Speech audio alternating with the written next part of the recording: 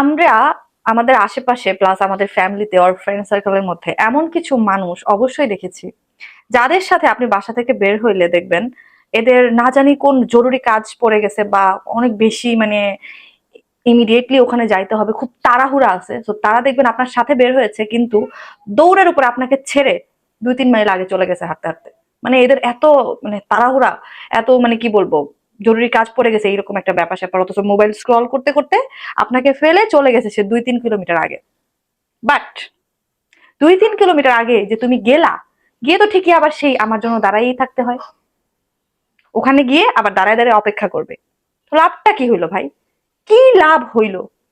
কি দরকার ফালায় রেখে আগে আগে দৌড় দিয়ে চলে যাওয়ার?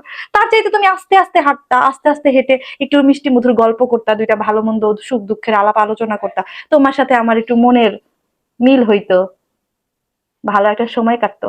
ওইটা তো করবা না, দৌড়ের উপর থাকবা, আবার সামনে গিয়ে আমার জন্য দাঁড়ায় থাকবা। ছাগল।